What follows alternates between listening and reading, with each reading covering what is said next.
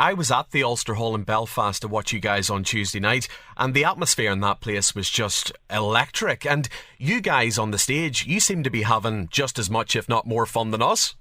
Sometimes you go on stage, we're 2 weeks into this European tour now, and when you go on stage, on any given night, one of us is feeling like, pretty low life force.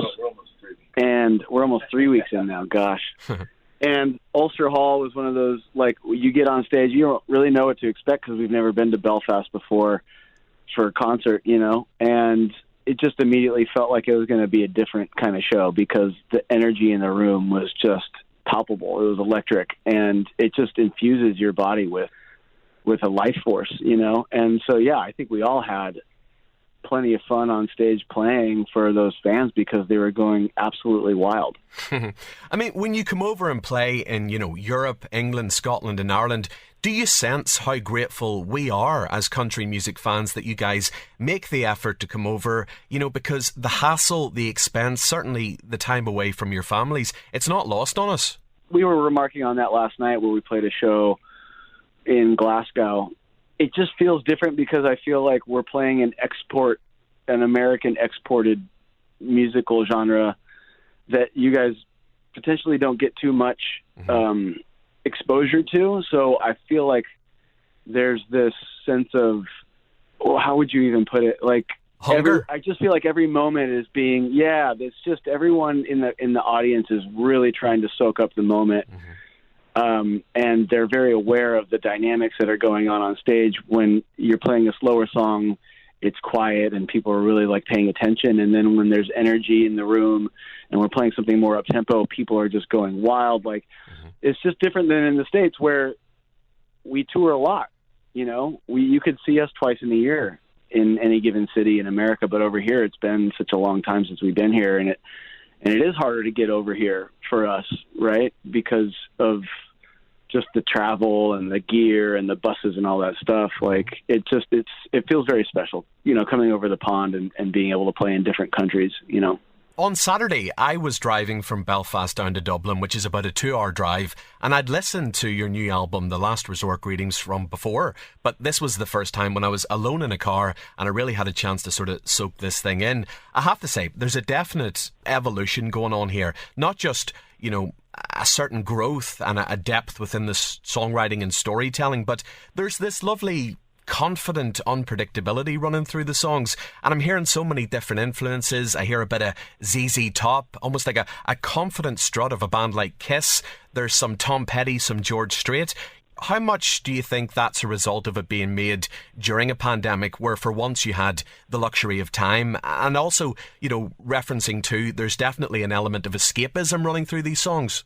Yeah, I think you kind of keyed into everything that we've kind of realized. When you write and record an album, and then when you go to put it together, it's still an evolving form, like this living thing that you're still trying to understand. And I think that's what we've come to see it as, a bit of an homage to all of our influences and our heroes. And I think that's why you're hearing such a dynamic range in the tones and the textures and the styles. But I think there's a theme that ties everything together. And, the interesting thing is that it does tell the story of this, I guess, this hero, this archetype. And it does kind of tell his story in one way or another. So it is supposed to take you on a journey. It's supposed to tell a story. And it absolutely is a bit of escapism, which was what was so needed when we were writing and recording this album. So, I think part of it is intentional and part of it's probably a happy accident, the way that it's all landed. And I think in every piece of art, whether you're painting or you're sculpting, there's always going to be kind of unexpected twists and turns that help and shape it. And, we're fortunate the way that it all formed together in the end. And the current single, Longneck Way To Go, features Jon Pardi, who I believe you first met years ago when you guys were opening for Dwight Yoakam. Bearing in mind, your styles are fairly similar, it seems that perhaps a collaboration at some point was inevitable. But why now, and why this great song? I think the overlap is there's certain elements of modern traditionalism, for sure.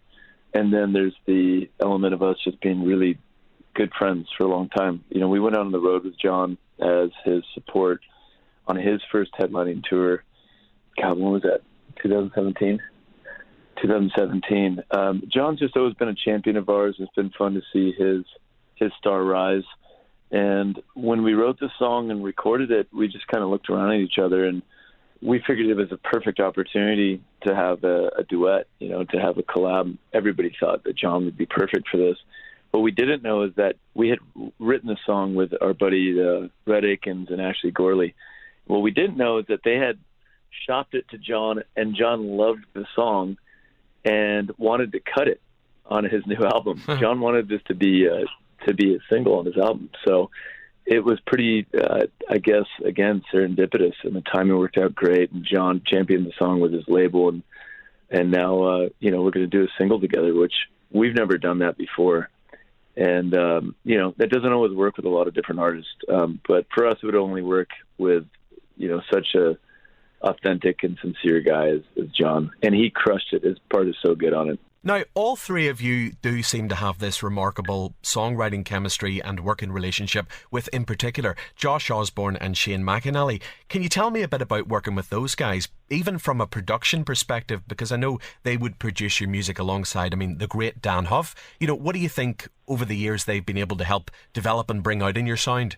Well, they immediately understood what we were going for and what we wanted to do. Dating back to the first writing session that we did together, which bared, some pretty incredible fruit. Drinking Problem and Burnout were produced in the first sit down with them. So when you write that kind of caliber song right off the bat, you know that you've got lifelong writing collaborators in those two guys.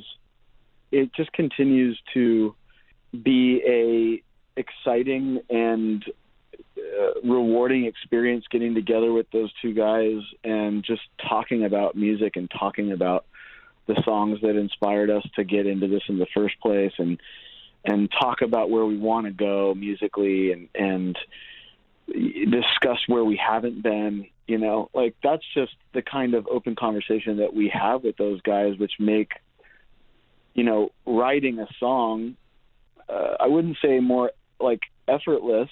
It still takes 90% perspiration and 10% inspiration, but there's something really familiar when we sit down with them as opposed to writing with other people. I would say the same thing goes for Red Akins and a few others that we have continued to write with, guys like Marv Green, and it's kind of a short list, to be honest with you, but we did open it up on this album to write with other folks.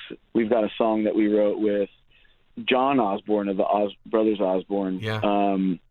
Mark mentioned that we wrote Longneck with Ashley Gorley. He's a monster songwriter, and that was the first time that we had sat down to write with him. So that was obviously one of those situations where we're going to be going back to that well quite often, I think, in the years to come.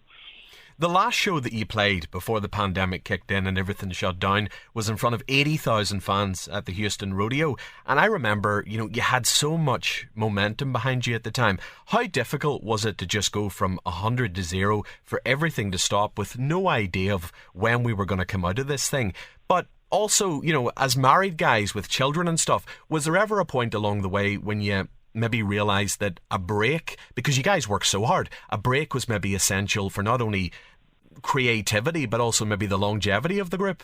Well, I could tell you that the initial reaction was relief, to be honest with you. It wasn't fear. It was basically going to take a worldwide pandemic to get Midland off the road, and we were at the point where we were just basically cruising on gas fumes. So it was a horrible relief to come off the road in that way, and we hadn't realized just how much we needed to just kind of set down our roots and be around our family. Yeah. I guess we all knew it, but I guess it wasn't going to happen for months on end unless something, like a worldwide pandemic was going to take us off the road. So yeah, I'd say the first 4 months were like this kind of weird bliss that we were at home with our families while chaos was outside in the world. And obviously it was terrifying to see what was happening.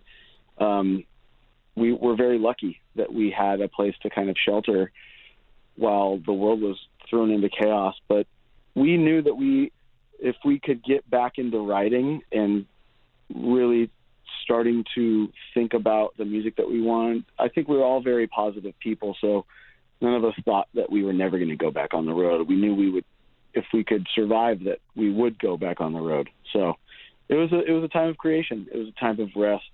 Mark, you grew up on the Mexican border of Arizona, and I believe your family own a honky-tonk bar. And I've heard you guys say that there was initial bond between this band over Tequila.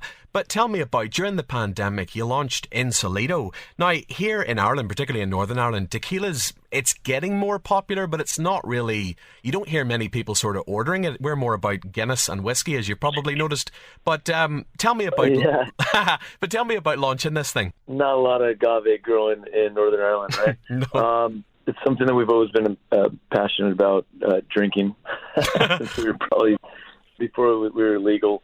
But yeah, we really did bond over tequila at the very beginning of this band. That was kind of our drug of choice. And, you know, when we launched On the Rocks and we started getting some success, and, you know, our management and agents actually started remembering our names and stuff, they presented some opportunities and ideas, and we all kind of collectively said that, you know, starting our own tequila company would be a dream, and also probably financially wise because we were spending so much money on tequila every day. So that's kind of what started the conversation. And then that was in late 2016, early 2017. So from that point to the launch, you know, it was 3.5 years, almost 4 years in the making of hard work. And, you know, it's something that we're proud of because we helped build this tequila from the ground up. We got to work with a master distiller, with the Herrera brothers, with Alberto in particular, to create the actual, you know, the iterations of the tequila, the Blanco, the Rosado, and the Añejo. Mm-hmm. And, you know, we came up with everything, the packaging, the story, the name. That all came from, you know, from our collective minds. So it's really amazing to see something that you have literally poured your heart and soul into on the shelves, and then also to be getting the reviews that it's gotten. You know, we won 2 gold medals at the SIP Awards, which is essentially like the Grammys or the Academy Awards of the spirits world. We just got an official, what would you call it, certification that we're additive free. Wow. Not a lot of tequilas or even whiskeys can claim that, because so many of these mass-produced tequilas that are owned by celebrities and artists, there's not really quality control. Yeah, there's not a quality control, but there's also not like a passion behind it. Like, a lot of these people are slapping their names off to kind of appropriate a little bit of that culture and just make money from it. And it's something that I feel like we did it the right way. Yeah. And and it's going great. Well, hopefully that'll be our retirement program. I want to see it on the shelves here in Northern Ireland. Yeah, I think, you know, tequila is the fastest growing spirit globally. So it has the most, you know, whiskey is the most popular. Tequila is still, you know, like you said, it's cool to know that it's still somewhat of a novelty or a fringe spirit. So, yeah. Mm-hmm. So I think it will be in Ireland someday. Now, you guys kept busier than most during the pandemic. You released a 5-track acoustic EP, which was recorded remotely, called Guitars, Couches, Etc., Etc. You put out the Sonic Ranch documentary and album. But I want to ask you about a show you played back in October of 2019 at the famous Palomino Club in LA. Tell me a bit about this, because even just to have, you know, the band's name associated with that legendary music venue, I believe you were the first band to play there in something like 25 years. If you were going to describe Midland in any way, I guess it would be a traditional country band with West Coast rock and soul influence. Yeah. And the Palomino Club was kind of the flagship for all that kind of music that was happening outside of Nashville. So it made sense to resurrect it for an evening to launch our Let It Roll album, which now seems so long ago, but when we listened back to the recording of it, we decided there was something very special about the recordings, and decided to release it on vinyl and to the streaming world and on CD. I guess it's just kind of widely available and should be counted as a full album. A live album, as I'm sure you know, is very difficult to get right, but I mean, you guys nailed it. Yeah, we did, man. I thank you for saying that. Thank you for listening. And thank you for all your questions. We actually got to roll into this next interview. Oh, okay.